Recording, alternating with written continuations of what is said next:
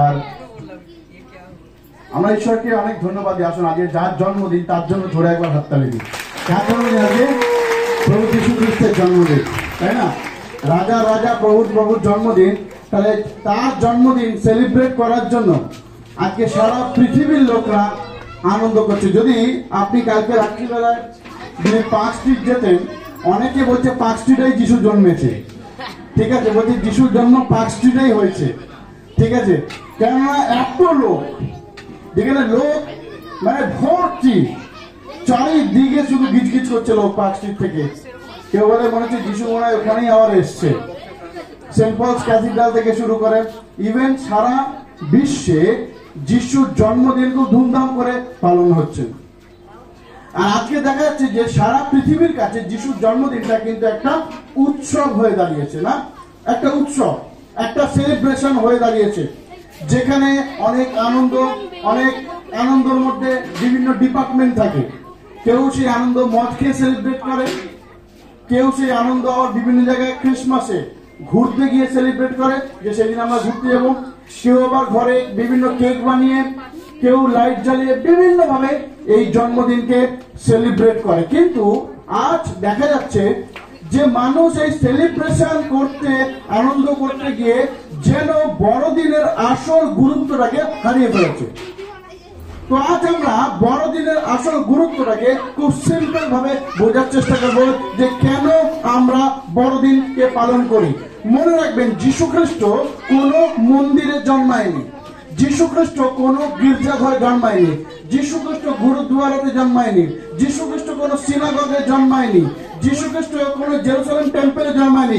যীশু গোয়াল ঘরে জন্মেছেন। হালেলুয়া! কোনো ধর্মীয় প্লেসে নয়, তিনি গোয়াল ঘরে জন্মেছেন, যেখানে না প্রার্থনা হয়, না গান হয়, না আরাধনা হয়, না প্রশংসা হয়। একটা আনক্লিন জায়গা, যেটা একটা নোংরা গন্ধ, যেখানে কেউ কখনো গিয়ে প্রার্থনা করে না, এমন জায়গায় যিশু জন্মেছেন, যেটা আজ সারা বিশ্বের কাছে একটা বিশাল বড় ইতিহাস। কেননা রাজার রাজা, প্রভুর প্রভু স্বর্গ ছেড়ে গোয়াল ঘরে জন্মেছেন। আজ এই যিশুকে আমরা যদি গ্রহণ করতে না পারি, কেননা যিশুর জন্মদিন যদি আমরা বাইবেল দেখি, কোনো সেলিব্রেশন হয়নি সেই দিনে। সেই দিনে কোনো কেক কাটা হয়নি, সেই দিনে কোনো ওয়েলকাম হয়নি। যিশু খ্রিস্ট জন্মটা অনেক প্যাথেটিক ভাবে হয়েছে, যেখানে যিশুর মাকে এবং বাবাকে প্রত্যেকটা ঘর থেকে ফিরিয়ে দেওয়া হয়েছে। কি বলে ফিরিয়ে দেওয়া হয়েছে? যে জেরুসালেমে কোনো জায়গা ফাঁকা নেই। কিন্তু একটা প্যাথেটিক ভাবে যিশু খ্রিস্ট গোয়াল ঘরে জন্মেছেন। আজ এই যে যিশু, যার জন্মদিন আমরা সেলিব্রেট করছি, সেই জন্মদিনকে বোঝার জন্য আমরা একটা গল্প দিয়ে আমরা শুরু করব। কেন যিশু খ্রিস্ট এই পৃথিবীতে এসছেন, কি প্রয়োজন যিশু খ্রিস্ট এই দুনিয়াতে জন্ম নেবার।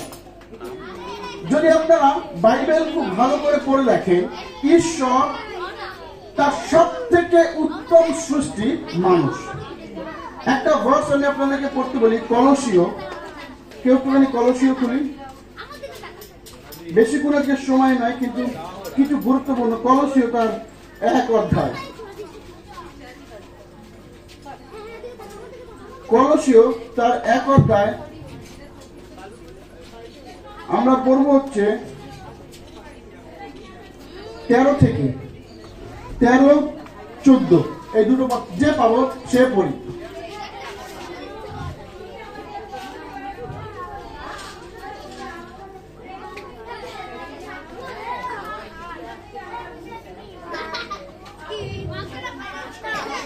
এখানে কি বলছে? বড়দিন জানার আগে বড়দিনের ব্যাকগ্রাউন্ড জানা দরকার আছে। কেন বড়দিন আমরা সেলিব্রেশন করছি আজকে? বাইবেল বলছে যে তিনি আমাদের অন্ধকারের কর্তৃত্ব থেকে মুক্ত করেছেন। যদি আমরা দেখি এই কর্তৃত্ব শব্দের অর্থ কি? কে বলতে পারে কর্তৃত্ব মানে কি? কর্তৃত্ব যদি বলি যে আমাদের উপরে কেউ কর্তৃত্ব করছে, তার মানে তার বসে রাখা, আমাদের উপরে কেউ কর্তৃত্ব করছে, তার মানে আমি যেটা চাইছি না সে আমাকে দিয়ে সেটা করাচ্ছে, যেখানে আমার কোনো স্বাধীনতা নেই, আমার কোনো ইচ্ছা নেই। যদি আপনি ইহুদিদের শাস্ত্র দেখেন, সেখানে 2 ধরনের লোক থাকতো, 2 ধরনের দাস। একটা দাস যাদেরকে বাইরে বিক্রি করে দেওয়া হতো এবং সেই দাসকে তারা কেনা হতো, এবং যখন সেই দাসকে কিনতো তাদের গলায় বেরি পরানো থাকতো এবং তারা সারা জীবন তাদের দাসত্ব করতো। ভালো করে বুঝবেন, তাদের নিজস্ব স্বাধীনতা ছিল না, তাদের সবকিছু তাদের সেই মালিকের আন্ডারে থাকতো। কর্তৃত্ব যেখানে কোন রকম স্বাধীনতা নেই। আর বাইবেল বলছে আমরা কার কর্তৃত্ব নিতেছিলাম?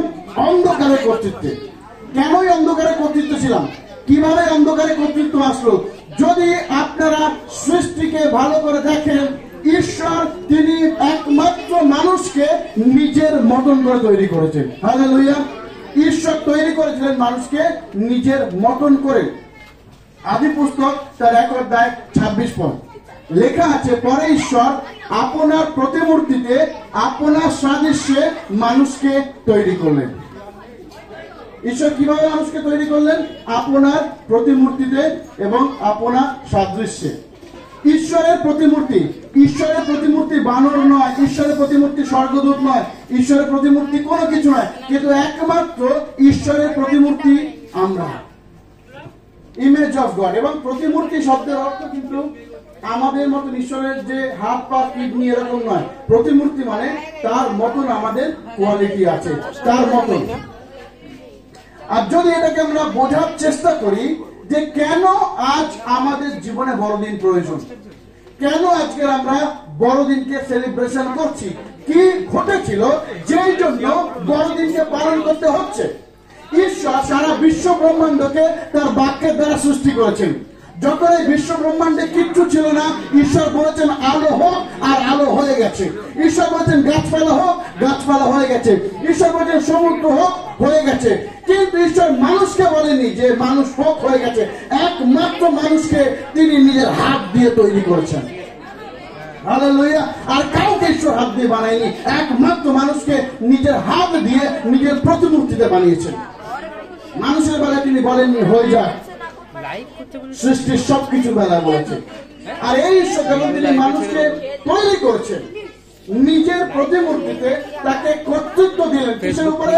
বলে মানুষ তোমরা সমুদ্রের উপরে, সমুদ্রের যত মাছ যা কিছু আছে, আকাশে যত পাখি ওড়ে, ভূমিতে যত জীবজন্তু আছে, সবার উপরে তোমরা কর্তৃত্ব করবে। তুমি হবে দুনিয়ার রাজা, তুমি রাজত্ব করবে এই দুনিয়াতে। ঈশ্বর তিনি মানুষকে এরকম অধিকার দিয়েছিলেন যেন মানুষ এই দুনিয়ার মধ্যে রাজত্ব করে। এবং শুধু রাজত্ব নয়, মানুষকে তিনি এদেন উদ্যানে খাবার জন্য রেখেছিলেন, যে তুমি শুধু রাজত্ব করবে না, তার সঙ্গে তুমি খাবে। কি খাবার দিয়েছিল তার জন্য জানি? তার জন্য দিয়েছিল হচ্ছে গাছপালা এবং বিভিন্ন শাকসবজি। এবং পশু পাখিদের জন্য তাদেরও যে খাবার নিয়ম ছিল, তারাও কিন্তু সবজি খেত, কেউ কাউকে মারত না। যদি আমরা এদেন উদ্যান দেখি, সেখানে কোনো হিংসা ছিল না, সেখানে কোনো পাপ ছিল না, সেখানে বাঘ আর হরিণ একসঙ্গে ঘুমাতো, সেখানে বাঘ আর শিয়াল একসঙ্গে দৌড়াতো, সেখানে সাপ আর ব্যাঙ একসঙ্গে থাকতো, কেউ কোনো কারোর ক্ষতি করতো না। এত সুন্দর একটা পৃথিবী ছিল যেখানে মানুষ রাজত্ব করছিল ঈশ্বরের শক্তির দ্বারা, ঈশ্বরের বাক্যের দ্বারা, যেখানে কোনো মতে অন্যায় ছিল না, কোনো মতে হিংসা ছিল না। কিন্তু যেদিন মানুষ ঈশ্বরের অবাধ্য হয় আর ঈশ্বরের এগেইনস্টে পাপ করে, আর সেই দিন এই পৃথিবীতে পাপ প্রবেশ করে এবং এই পাপ মানুষের মধ্যে থেকে বিভিন্ন সবার মধ্যে ছড়িয়ে পড়ে। এই জন্য আজ আমরা দেখি যে একটা বাঘ যদি একটা হরিণকে পায়, তাকে আর ফেলবে না, তাকে একেবারেই খেয়ে নেবে। এটা খুব ডেঞ্জারাস যে আজকের এই পৃথিবী কিন্তু পরিবর্তন হয়ে গেছে। তাই ভালো করে কে আসছে আপনারা দেখবেন না, অস্থির মস্তিষ্ক হবেন না। শুনুন কেন আপনি বড়দিন প্রয়োজন। আর এই পাপের কারণে আমাদের ঈশ্বর থেকে আমরা বিচ্ছেদ হয়ে গেছিলাম। একটা ভার্স কেউ একদিন পড়ি, রোমিও 4 অধ্যায়, একজন বলি রোমিও 4 অধ্যায়।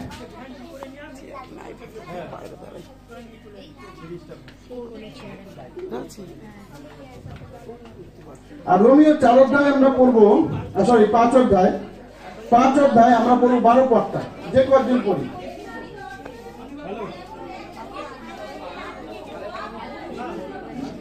ব্যাস, কি আসলো? আদম এবং হবার কারণে পাপ আসলো, আর পাপের দ্বারা কি আসলো? মৃত্যু। ভালো করে বুঝবেন, আদম এবং হবা পাপ করার কারণে তাদের ভুল ওখানে থেমে থাকেনি, তাদের ভুলের জন্য পাপ দুনিয়াতে প্রবেশ করে, আর পাপ মৃত্যুকে নিয়ে আসে। মৃত্যু দুটো ছিল, শারীরিক মৃত্যু নয়, এটা তো নর্মাল হতো, কিন্তু মৃত্যুর অর্থ হলো ঈশ্বর থেকে আলাদা হয়ে যাওয়া, ঈশ্বর থেকে সেপারেট হয়ে যাওয়া। যদি আমরা ওই দুটো বাচ্চাকে, তোমরা সামনে আসো, এখানে আসো, ভিতরে আসো, স্টেজে আসো, আমি একটা আপনাদের ইলাস্ট্রেশন দেখাচ্ছি। দেখুন, যখন স্টেজে আসো, ভাবুন বাইবেল কি বলছে? আদমের দ্বারা পাপ, আর পাপের দ্বারা মৃত্যু জগতে প্রবেশ করলো, আর সেই মৃত্যু সবার উপরে লাগু হয়ে গেল। এবার অ্যাকচুয়ালি কি হলো? এটা ঈশ্বর এবং এটা আদম এবং হবা। এই পাপের জন্য, তাদের অন্যায়ের কারণে ঈশ্বর এবং আদমের মধ্যখানে একজন নেমে আসলো, সেটাকে পাপ। পাপের জন্য কি সমস্যা হলো? না আদম ঈশ্বরের কাছে পৌঁছাতে পারছে, কেননা আদম যতই চেষ্টা করুক সে পাপের কাছে আটকে যাবে, কেননা পাপ কি নিয়ে এসছে? মৃত্যুকে। এবার বাইবেল যিশাইয়াতে বলছে যে তোমরা প্রার্থনা করো, ঈশ্বর শুনতে পাচ্ছে না। কেন? কারণ তোমার আমার মধ্যে কি হয়েছে? পাপের প্রাচীর। এবার ঈশ্বরও সরাসরি আসতে পারছে না। এই পাপ মানুষকেও থামিয়ে দিয়েছে ঈশ্বরের কাছে যাওয়া, এবং ঈশ্বরকেও থামিয়ে দিয়েছে মানুষের কাছে আসা। কেন? ঈশ্বর পবিত্র, ঈশ্বর যদি সেইভাবে আসেন তাহলে কোনো পাপই তার সামনে দাঁড়াতে পারবে না। বাইবেল বলছে হবকুকে ঈশ্বর এমন নির্মল অন্তঃকরণ, এমন নির্মল চক্ষু যে তিনি পাপকে দেখতে পারেন না, তিনি পাপকে ঘৃণা করেন। আর শয়তানের এটাই পরিকল্পনা ছিল যে যদি ঈশ্বরকে আঘাত করতে হয় তাহলে প্রয়োজন হচ্ছে পাপে, এবং সেটা সে মানুষের মধ্যে নিয়ে চলে এসছে। আর এই জন্য না ঈশ্বর মানুষের কাছে যেতে পারছে, না মানুষ ঈশ্বরের কাছে আসতে পারছে, মানুষ ঈশ্বরের আওয়াজ শুনতে পারছে না।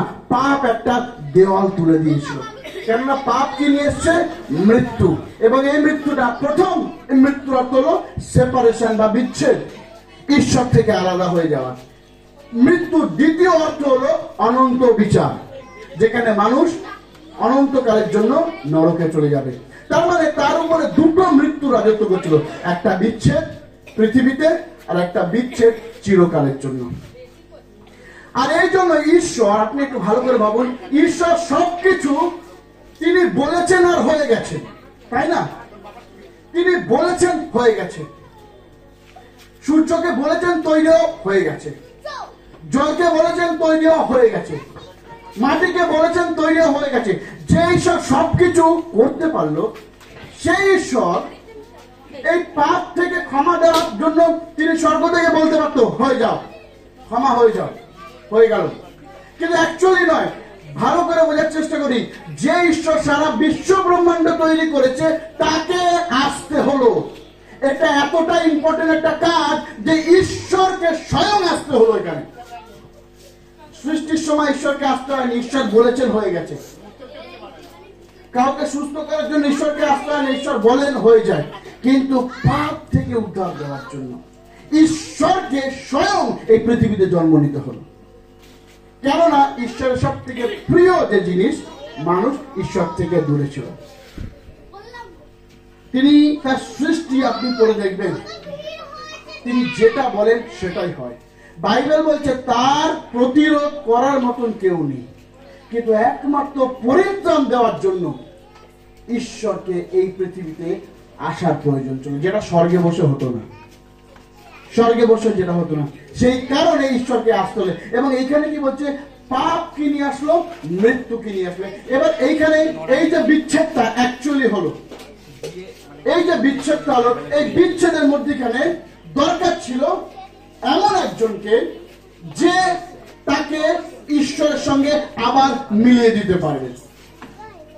একটা স্টোরি আমি বলি। একবার একটা ছেলে তার দাদার সঙ্গে থাকতো, আর তারা দুই ভাই খুব আনন্দ ছিল, কিন্তু ছোট ভাইটা সে দিনে দিনে ক্রাইম করতে করতে একটা সময় সে বড় গুন্ডা হয়ে গেল।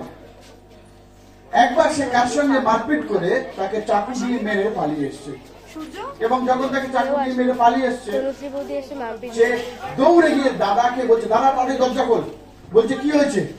বলছে তাদের দেখছে তার গায়ে রক্ত। বলছে কি হয়েছে, কে মেরেছে? বলছে আমি একজনকে মেরে ফেলেছি। আর তখন সে বলছে তুই এরকম কেন করলি? তোকে আমি অনেকবার বারণ করেছিলাম যে অন্যায়ের পথে থাকিস না, এইবারে কি হবে? আর পুলিশ অলরেডি এসে গেছে, বলছে তাদের দরজা খোলো, একে একটু নিয়ে যাবো। আর তখন সে কাঁদছে, বলছে দাদা আমি মরতে চাই না। তখন দাদা বললো ঠিক আছে, তোর জামা কাপড় গুলো খুলে আমাকে দে। তখন দাদা কি করলো, তার সমস্ত জামা কাপড় গুলো নিচে পড়লো, ছুরিটা হাতে নিল, তার হাত গুলো ধুয়ে দিল, আর পুলিশকে দরজা খুলে দিল। আর যখন দরজা খুলে দিল দেখলো যে এর গায়ে রক্ত লাগানো, এর হাতে ছুরি। তখন দাদাকে নিয়ে চলে গেল। কিছুদিন পর সে দাদা ফাঁসি হয়ে গেল, সে মারা গেল। কিন্তু সে মারা যাওয়ার আগে ভাইয়ের জন্য একটা চিঠি লিখে গেছে। বলছে ভাই আমি পৃথিবী থেকে চলে যাচ্ছি, আমি আর বেশি দিন নেই, কিন্তু আমি তোর জীবনের পরিবর্তে আমি আমার জীবন দিয়ে যাচ্ছি, যেন তুই বেঁচে থাকিস আর তুই এরকম আর অন্যায় করিস না, কারণ আমি নেই, আমি চলে যাচ্ছি। লাস্ট এই চিঠিতে যখন তার ভাই হাতে পড়ে, তার ভাই চোখের জলে ভেঙে পড়ে যে আমার দাদা আমার অন্যায়কে নিজের উপর নিয়ে নিজে জীবন দিল। এই সেম কাজটা যীশু খ্রিস্ট করেছিল। তিনি আপনার আমার জায়গায় দুনিয়াতে এসে ক্রুশে মরে ঈশ্বরের সঙ্গে আবার মিল করে দিয়েছিল। হালেলুয়া! আবার ঈশ্বরের সঙ্গে মিল করে দিয়েছিল। যে সেপারেশন ছিল, এই গ্যাপটাকে তিনি আলাদা করলো। এই জন্য একটা জিনিস প্রয়োজন, যে মানুষ নিজের ক্ষমতায় ঈশ্বরের কাছে পৌঁছাতে পারে না। তোরা দুজনে এখানে দাঁড়া, এইখানটায় বাবু, এইখানটা দাও। একটা জিনিস শুনবেন, আপনি মানুষকে জিজ্ঞেস করবেন, যে কোনো মানুষকে প্রচার করতে যাবেন, ওরা আপনাকে একটা জ্ঞান দেবে। কি বলবে? যে ভালো কর্ম করে স্বর্গে চলে যাবে। তখন প্রশ্ন করবেন কোন ভালো কর্ম করলে স্বর্গে যাব? সে আপনাকে বলবে যে যেমন কর্ম সেরকম ফল, ও অসুবিধা নেই, কোনো ঈশ্বরের প্রয়োজন নেই, তুমি যা করবে ও সবই সমান, সবই এক, তুমি ভালো ভালো কাজ করো, তুমি স্বর্গে পৌঁছাবে। এই ভালো কাজ করে স্বর্গে পৌঁছানোটা কতটা কঠিন, দুটো চেয়ার একটু নিয়ে,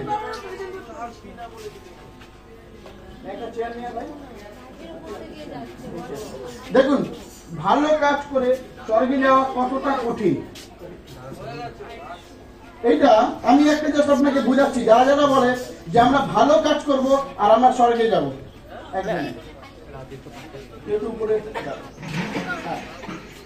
দেখুন অনেকে বলে যে দান করো, ধ্যান করো, পাহাড়ে যাও, জঙ্গলে যাও, সেবা করো, মাছ মাংস খাওয়া বন্ধ করে দাও, তুমি এই জিনিসগুলো করো, তুমি ঈশ্বরের কাছে পৌঁছে যাবে।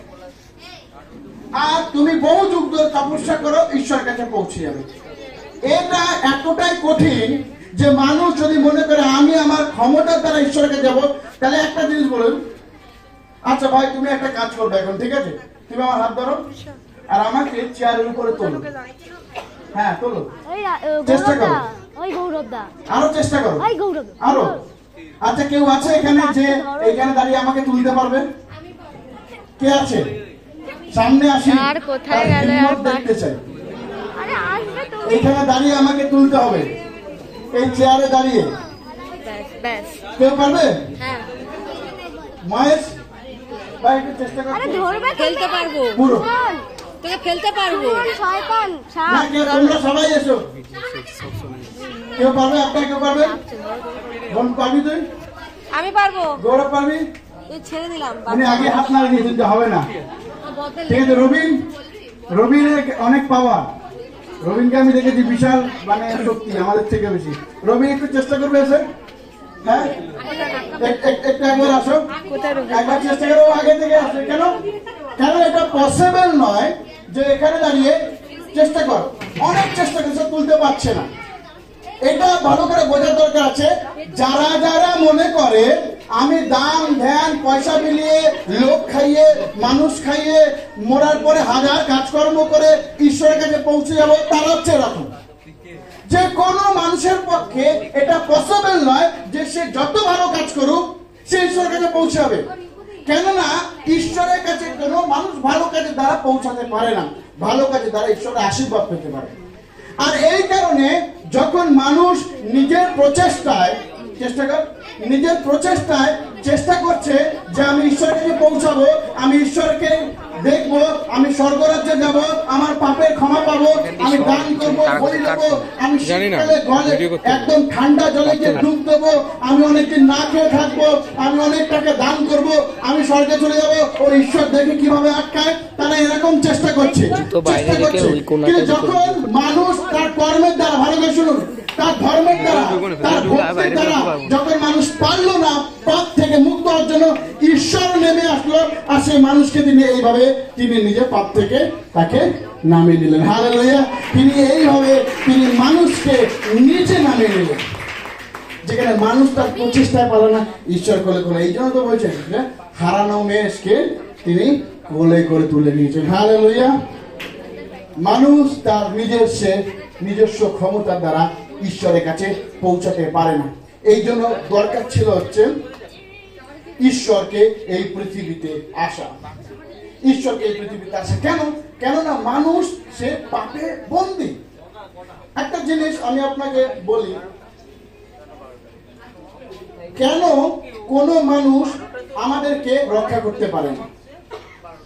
পৃথিবীতে অনেক মানুষ আছে যারা এসছে, আমাদের বিশেষ করে এই ভারতবর্ষে বহু মহাপুরুষ জন্মেছেন। রবীন্দ্রনাথ ঠাকুর জন্মেছেন, রামকৃষ্ণ ঠাকুর জন্মেছেন, বামা ঠাকুর জন্মেছেন, এবং আমাদের এই দেশে গৌতম বুদ্ধ জন্মেছেন, অনেক জন্মেছেন বড় বড় মানুষ, এখানে নেতাজি সুভাষচন্দ্রের দেশ। কিন্তু কেন কোনো মানুষ আপনাকে পরিত্রাণ দিতে পারে না? তার কারণটা রোমিও 3:23-26 লেখা আছে, সকলে পাপ করেছে, ঈশ্বর থেকে বিচ্ছেদ হয়েছে। ভালো করে বুঝুন, সকলে পাপ করেছে। সবার প্রথম যে আদম এবং তার স্ত্রী যে পাপ করলো, সেই কারণে যত মানুষ আদমের বাচ্চা বা আদমের বংশধর, তারা সবাই পাপী বলেই ধরা হয়। একটা শিশু যখন জন্মায়, সে পাপ নিয়ে জন্মায়। এই জন্য বিশেষ করে গীতসংহিতা 51:4-5 লেখা আছে, রাজা দাউদ বলছে, আমরা কি হয়েছে? পাপে জন্ম নিয়েছি। মা আমাকে পাপে গর্ভে ধারণ করেছে। গর্ভে ধারণ করাটা পাপ নয়, কিন্তু যেহেতু আমার মা আমার বাবা সে আদম সন্তানই, সেই জন্য আদমের রক্ত যার মধ্যে বইছে তার মধ্যে পাপের স্বভাব থাকবে, এবং যার মধ্যে পাপের স্বভাব থাকবে তার নিজের পরিত্রাতার প্রয়োজন হবে। ভালো করে বোঝার চেষ্টা করুন, পৃথিবীতে যত মানুষ জন্মেছে তারা সবাই আদম সন্তান। আর আদম সন্তান যত মানুষ জন্মেছে, তাদের নিজেদেরই পরিত্রাণ প্রয়োজন, তাদের নিজেদেরই রক্ষার প্রয়োজন আছে, যে আমরা কিভাবে পরিত্রাণ পাবো। তারা মানুষকে পরিত্রাণ দিতে পারে না, কেননা আমরা এবং তারা একই। এই জন্য যীশু খ্রিস্ট, খুব ভালো করে দেখুন, এদিকে আদম কি হয়েছিল? মাটিতে শুয়েছিল, শুয়ে পড়। এ ভাবছে আমাকে এত খাটাচ্ছি কেন? আদমকে কি দিয়ে বানানো হয়েছিল? মাটি দিয়ে। আর আরেকটা জিনিস আমরা দেখি, একজন মেয়ে একটা ছেলে লাগবে, কে আসবে? কে আসবে? কে আসবে? আচ্ছা, একটুখানি ঝুমকা, একটু 1 মিনিটের জন্য আয়, একটু উপরে আয়, একটু সামনে আয়, দেখুন, জাস্ট 2 মিনিট। একটা গৌরব, একটু আয়। না তুই একটুখানি তোর, না না এটা তোকে প্রয়োজন, তোকে অন্য কারণে, তুই একটু আয়। আমাদের 5টা সে আসুক, একটু লজ্জা কিছু নেই, তোকে কিছু করাবো না, ঠিক আছে? দেখুন এই ছোট বাচ্চা দিয়ে দিকে ভালো করে বোঝার চেষ্টা করুন। আদম এবং হাওয়া তারা কি দিয়ে তৈরি হলো? মাটি দিয়ে। তাহলে যে মাটি দিয়ে তৈরি হয়েছে, সে নিজে কি করেছে? আদি পিতা। পাপ করেছে। পাপী। এইবারে স্বামী স্ত্রী যা ধরে নিন, তাদের থেকে যে সন্তান জন্মাচ্ছে, সে কিসের থেকে সন্তান জন্মাচ্ছে? বাবা মায়ের কামনা বাসনার দ্বারা। একজন আসছে মাটি থেকে, একজন আসছে বাবা মার কামনা বাসনার দ্বারা। তার মানে যে মাটি থেকে আসছে সেও পাপ করেছে, যে বাবা মার কামনা বাসনার দ্বারা জন্মেছে সেও পাপ করেছে। এই জন্য যিশু না মাটি থেকে না বাবা মার দ্বারা এসছে, তিনি ডাইরেক্ট স্বর্গ থেকে এসছেন। হালেলুয়া। তিনি এর কোনো মধ্যে দিয়ে আসলেন না। বস, তিনি আসলেন কোথা থেকে? ডাইরেক্ট স্বর্গ থেকে, যেন তিনি নিষ্পাপ নিষ্কলঙ্ক পবিত্র হয়। কেননা পবিত্রতা ছাড়া পাপকে হারানো সম্ভব নয়। হালেলুয়া। এই জন্য যীশু খ্রিস্ট একটা পবিত্র লাইফ লিড করলেন। তিনি কখনো অন্যায় করেননি, কখনো তিনি মেয়েদের পিছনে দৌড়াননি, কখনো তিনি ব্যভিচার করেননি, কখনো তিনি মিথ্যা কথা বলেননি, কখনো তিনি গালাগালি দেননি, কখনো তিনি মানুষের সঙ্গে তর্ক করেননি, ঝগড়া করেননি। তিনি মানুষকে ভালোবেসেছেন, মানুষের জন্য জীবন দিয়েছেন, অন্ধকে ভালো করেছেন, লেংড়াকে দৌড় করেছেন, ইভেন মৃতকে তিনি জীবন দিয়েছেন। তার হাতে সমস্ত ক্ষমতা আছে। সেই যীশু খ্রিস্ট তিনি একটা পারফেক্ট লাইফ লিড করেছেন, যার মধ্যে কোনো পাপ ছিল না। এইবারে পুরাতন নিয়মে যখন বলিদান করা হতো, একটা পারফেক্ট, যার মধ্যে কোনো রকমের অন্যায় নেই, এরকম ভেড়া, মানে অন্যায় মানে খুঁত নেই, এরকম ভেড়া বলিদান করা হতো। এবার যীশু খ্রিস্ট তিনি কিভাবে জন্মালেন? না যীশু আদম থেকে, মানে আদমের মতন মাটি থেকে জন্মালেন, না তিনি বাবা মা থেকে আসলেন। এই জন্য কুমারী মরিয়মের গর্ভ ঈশ্বর বেছে নিলেন। ঈশ্বর কুমারী মরিয়মের গর্ভ বেছে নিলেন। মরিয়মকে বললেন, মরিয়ম, এঞ্জেল অফ গড আসলো, বললো আমি তোমাকে একটা আনন্দের সুসংবাদ দিচ্ছি। আছে আনন্দের সুসংবাদটা কি? যে তুমি গর্ভবতী হবে, একটা ছেলের জন্ম দেবে, তুমি তার নাম যিশু রাখবে। বলছে কি করে হবে? আমি তো কুমারী। তখন কি বললো? পবিত্র আত্মা তোমার উপরে নেমে আসবে, ঈশ্বরের ছায়া তোমার উপরে আসবে। এই জন্য তোমার যে সন্তান, তাকে তোমার পুত্র নয়, তাকে ঈশ্বর পুত্র বলা হবে। হালেলুয়া। আর তিনি মথিতে বলছেন জোসেফকে, আর যিশু মানুষকে, তার প্রজাদেরকে পাপ থেকে রক্ষা করবে।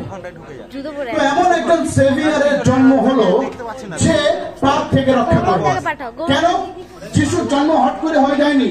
যিশুর যে জন্ম হবে, এটা সবার আগে কে বলেছিল জানেন?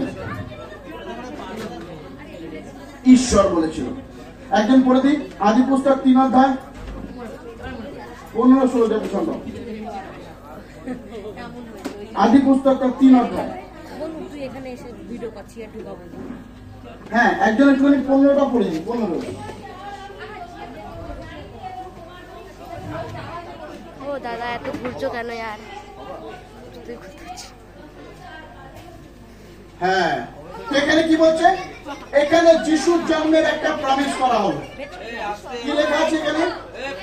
যখন মানুষ প্রথম পাপ করলো, ঈশ্বর থেকে দূরে চলে গেল, সেই দিন ঈশ্বর তিনি একটা প্রমিস করলো। সেই প্রমিসটা কি?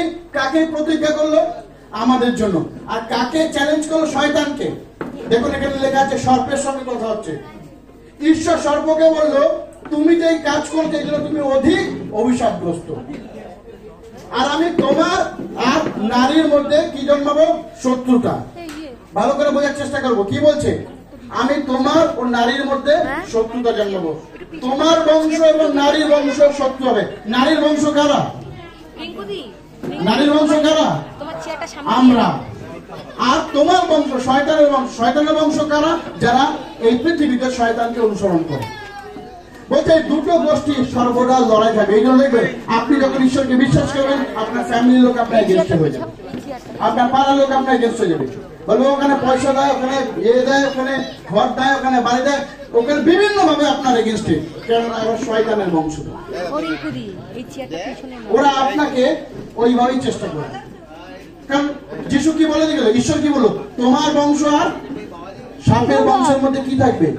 শত্রুতা। আর যিশু ফরিসীদেরকে বলেছিল, যোহন বলেছিল যে সাপের বাচ্চারা সাপ, কে তোমাদেরকে বাপ্তিস্ম নেওয়ার জন্য পাঠালো? তার মানে কি তোমরা কি বুঝতে পেরেছো যে সেই বিচার আসন্ন? তাহলে যিশু খ্রিস্ট যে আসবেন, এখানে লেখা আছে তোমারও নারীর মধ্যে শত্রুতা জন্মাবো, আর সে তোমার মাথাকে চূর্ণ করবে। সে এক বচনে লেখা আছে, ইংলিশে লেখা আছে হি। তো ভালো করে বোঝার চেষ্টা করুন যে বাইবেলের প্রথমেই ভবিষ্যৎবাণী করা ছিল, যেদিন মানুষ পাপ করলো সেদিনই ঈশ্বর পরিকল্পনা করলো যে তিনি এই পৃথিবীতে আসবেন। আর যীশু খ্রিস্টের আগমন হলো স্বয়ং ঈশ্বরের আগমন, আর ঈশ্বরের আগমনটাই আমাদের জন্য বড়দিন। Hallelujah. This is called Christmas, আমাদের বড়দিন, কেননা আমরা মুক্তি পেয়েছি। আর এই জন্য তিনি পারফেক্ট ভাবে জীবনযাপন করলেন, যেন আমরা তার দ্বারা, অন্য কারোর দ্বারা নয়, আমাদের পাস্টারদের দ্বারা নয়, কেউ প্রার্থনা করে তেল মাখিয়ে দিল তার দ্বারা নয়, কেউ যিশুর নামে জল খাওয়ালো তার দ্বারা নয়, কেউ যিশুর নামে কাউকে সুস্থ করলো তার দ্বারা নয়। কিসের দ্বারা? যীশু খ্রিস্টের ক্রুশীয় মৃত্যু, যিশুকে বিশ্বাসের দ্বারা আমরা আবার ঈশ্বরের কাছে যেতে পারি। হালেলুয়া। এটাই হলো বড়দিন। বড়দিন একটা ব্রিজ আমাদের কাছে আছে। বড়দিন আমাদের কাছে কি দেখাচ্ছে? যে যিশু এই পৃথিবীতে জন্ম নিয়েছে। আমরা অনেক সময় আমরা বুঝতে পারি না, আমরা বড়দিন কেক খেয়ে, আমরা ঘুমিয়ে, আমরা বিভিন্ন ভাবে আমরা কেটে দিই। আমরা অনেকভাবে আমরা বড়দিনকে আমরা সেলিব্রেট করি। ভালো করে বোঝার চেষ্টা করি। কিন্তু এই বড়দিনটা আজকের আপনি একটু কেন মনটাকে ঘোরাবেন? আজকে আপনি চেষ্টা করুন যে বড়দিনকে প্রকৃতভাবে বোঝার জন্য। এই বড়দিন যেন আপনার কাছে অন্যদের মতো না। প্লিজ আপনারা একটু শুনুন, এই বড়দিনকে অন্যভাবে নয়।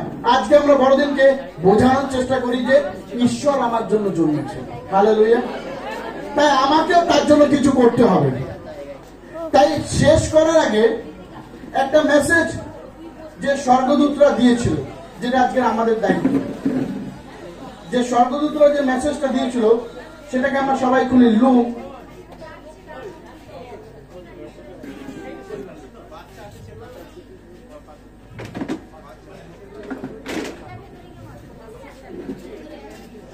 আমরা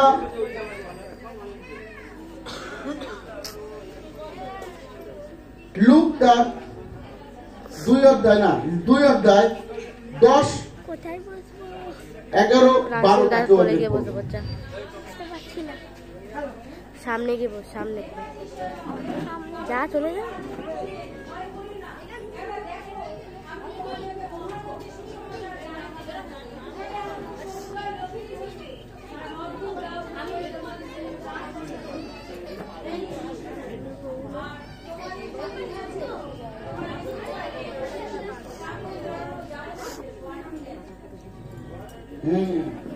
ভালো করে শুনুন। স্বর্গদূত এসে বলল, আজকে আমরা প্রথমে কি দেখলাম? কেন আমরা ক্রিসমাস পালন করছি, কেন বড়দিনের প্রয়োজন হলো, কেন ঈশ্বরকে আসতে হলো। এইবারে আমাদের কি দায়িত্ব বড়দিনে? আজকে আমি আপনাদের রেসপন্সিবিলিটি বলে শেষ করবো। এতক্ষণ আমরা কার রেসপন্সিবিলিটি দেখলাম? ঈশ্বরের।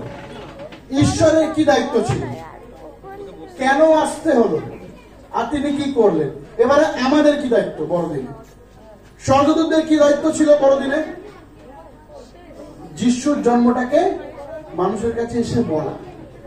এই জন্য দেখুন স্বর্গদূতরা এসে কি বলছে, কাদের কাছে? সমস্ত রাখালদের কাছে, যাদেরকে কেউ ভ্যালু দেয় না, যাদের কোনো মান সম্মান নেই, যারা রাখাল, তাদেরকে এসে বলছেন, দূত তালিয়ে করলেন, ভয় করিও না, কেননা দেখো আমি তোমাদের মহা আনন্দের সুসংবাদ, না একটা গসপেল, সুসমাচার, সুসংবাদ দেওয়া হচ্ছে। কে দিচ্ছেন? স্বর্গদূতরা। আর সেই সুসংবাদটা কি? যে সুসংবাদটা হলো, কারণ অদ্য দাউদ নগরে তোমাদের জন্য ত্রাণকর্তা জন্মিয়াছেন, তিনি খ্রিস্ট প্রভু। প্রথম এটা আমাদের বড়দিনের দায়িত্ব যে আমরাও মানুষের কাছে এই সুসংবাদ তুলে দিই যে সারা মানব জাতির জন্য একজনই ত্রাণকর্তা আছেন, সেটা খ্রিস্ট। মনে রাখবেন, পৃথিবীতে অনেক সেভিয়ার আছে যারা আমাদের জন্য বিশেষ করে বর্ডারে লড়ছে, তারাও আমাদের সেভিয়ার, তারাও আমাদেরকে রক্ষা করছে। কাদের হাত থেকে? টেররিস্টদের হাত থেকে, অন্য দেশের হাত থেকে। যে ডাক্তাররা আমাদেরকে ট্রিটমেন্ট করছে, বিভিন্ন অপারেশন করছে, তারাও আমাদের সেভিয়ার। তারা আমাদেরকে কি থেকে রক্ষা করছে? বিভিন্ন রোগ থেকে, বিভিন্ন রকমের অসুস্থতা থেকে।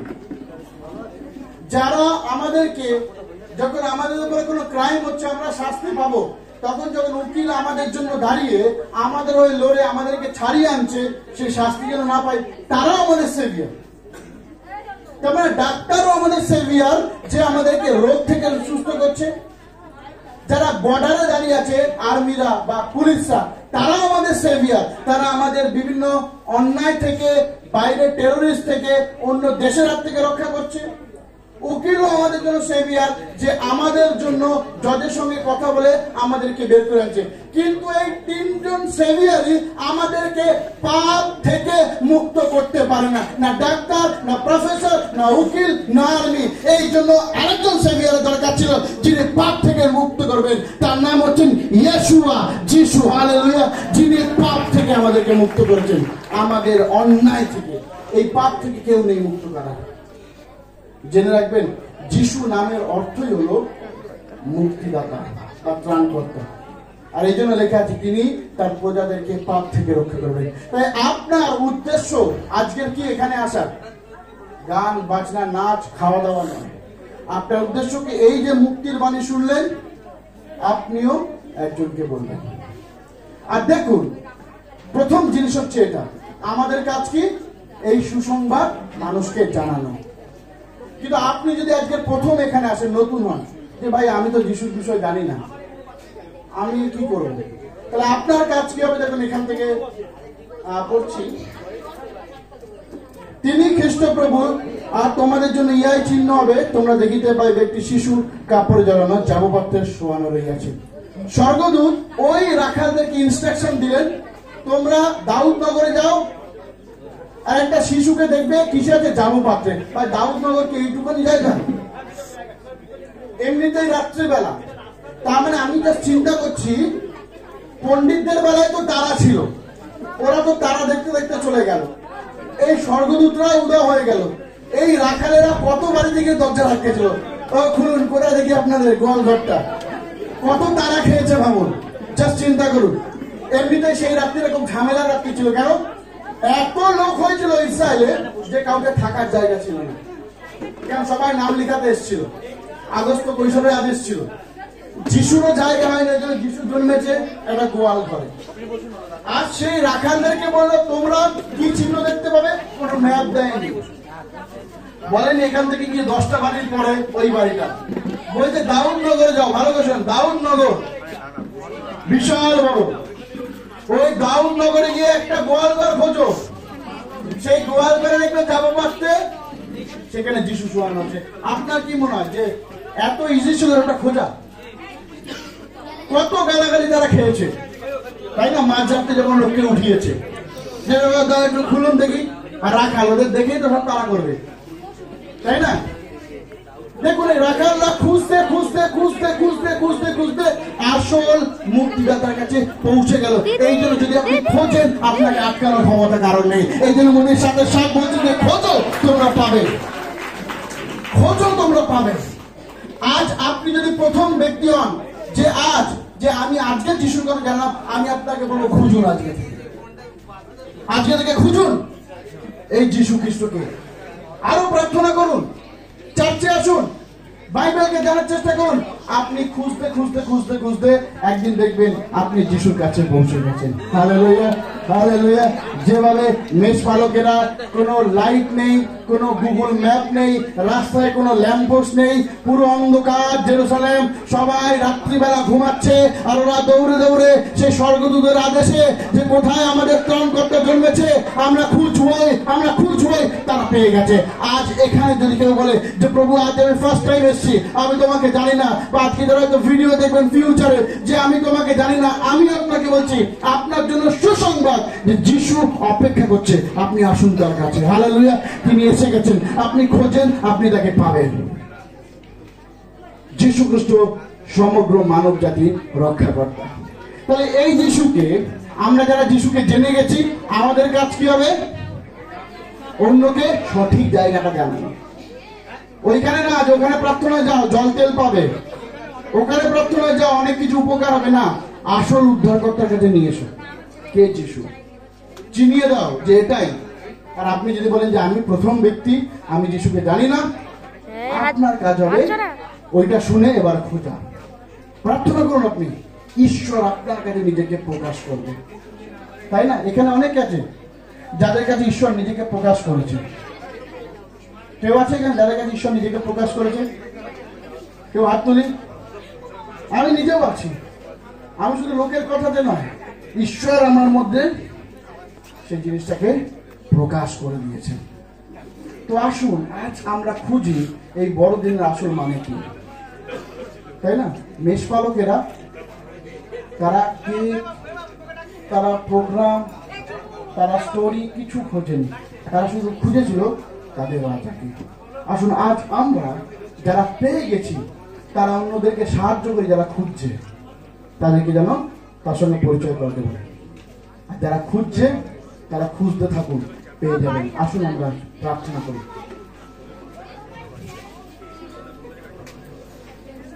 এই সময় আমরা যদি আজকে কেউ প্রথম হই, যে আপনি বলবেন হয়তো আমি যীশু খ্রিস্টকে জানি না, আমি আপনাকে এখন অনেকে জীবিত আছে প্রভু, আর এই ভুল যেন না করি।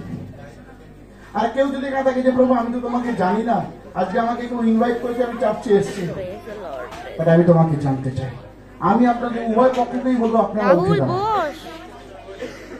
যে আজকের অন্যের কাছে সুসমাচার নিয়ে যেতে চায় আর যে যিশুকে জানতে চায়, আমরা একসঙ্গে উঠে যাই। আর কেউ কারোর দিকে দেখবেন না, কেউ কারোর দিকে দেখবেন না।